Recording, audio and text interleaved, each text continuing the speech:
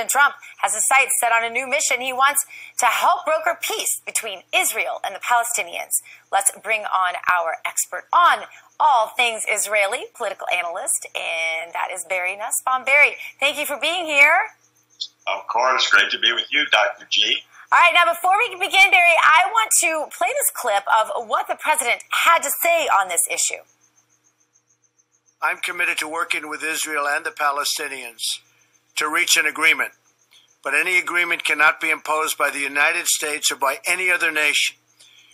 But I would love to be a mediator or an arbitrator or a facilitator, and we will get this done. Peace also means defeating ISIS and other terrorist groups. All children of God must be taught to value and respect human life and condemn all of those who target the innocent. As part of our efforts to move forward toward peace today, we will also discuss my administration's effort to help unlock the potential of the Palestinian people through new economic opportunities. Is there any real indication that the Palestinians actually want peace, Barry? Absolutely 100% zero. If you go to Israel, as I have done, and you get a chance to go to the West Bank, as I have done, you will find out that every single school controlled by the Palestinian Authority and every single school in Gaza controlled by Hamas teaches, starting in preschool, that children should grow up and learn to kill Jews. In fact, the noblest person is that person in Palestinian society who dies a shaheed, killing in the name of God as many Jews as possible.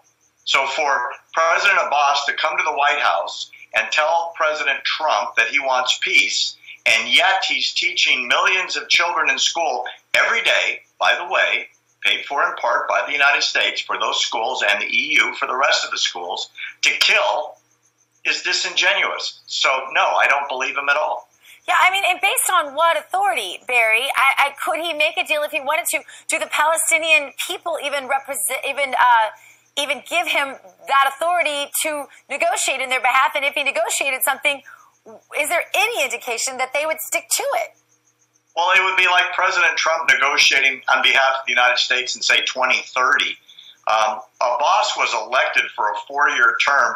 Get this, 14 years ago. He never left office and has canceled elections every single year. So in terms of authority and the ability to lead the Palestinians, they hate him. He won't leave office. He won't allow elections. He controls the West Bank with an iron fist, no different than Hamas controls Gaza with an iron fist. They're dictatorial Islamic regimes based on terror. So his own people don't believe him. So what's his motive, Barry? What's he get out of this?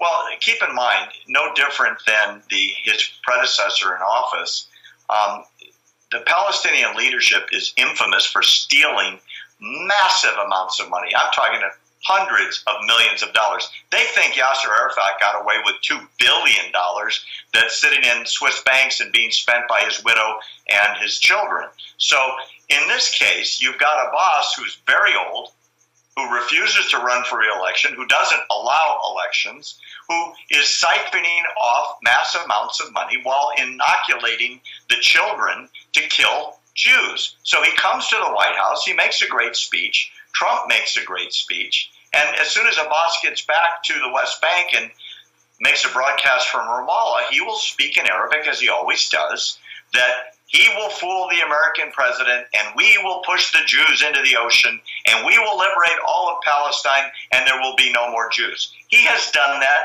100 times. There are numerous websites, Gina, where you can go to get Arabic translations into English of his various speeches promising mass genocide. And what I don't understand is why every American president, going all the way back to Carter, have believed the speeches given at the White House and then refused to read the transcript of the speeches given once the Palestinian leader goes back to his home base. But I mean, Barry, what you're saying is so counter to everything we think we know and understand about President Trump. You're saying he's being played. Well, wait a minute. What I'm saying is, in the past, the presidents of the United States have been played. Now, there's a story out of the White House today, Gina, which would indicate that Trump is smarter than all of his predecessors. The story, the backstory out of the White House today is that Trump is going to put pressure on Abbas privately to stop paying the families of Palestinian killers who have died in suicide bombing attacks. In other words, the Palestinian Authority's major portion of their budget goes to pay families of people who died blowing themselves up, killing Israelis. That's where they spend their money. President Trump is going to put pressure, supposedly, on Abbas privately, that if that doesn't stop, literally, the American aid to the Palestinian Authority, which right now sits at $130 million, which, by the way, is the same budget the Palestinians have to pay the families of the what they call martyrs as a reward for blowing themselves up. Trump supposedly is going to say, you know what? You can BS the other presidents. You can't BS me. I'm dying to hear the reaction to Trump's private speech to Mahmoud Abbas on that subject. So you think that he may be having these conversations with him sort of to lead him to the table so that he can get the upper hand? I truly believe that Trump is much smarter than the previous presidents in regards to an understanding of the facts on the ground. If you notice, Trump said a couple important things on the clip you and Jason just played, which is he's not going to impose a settlement.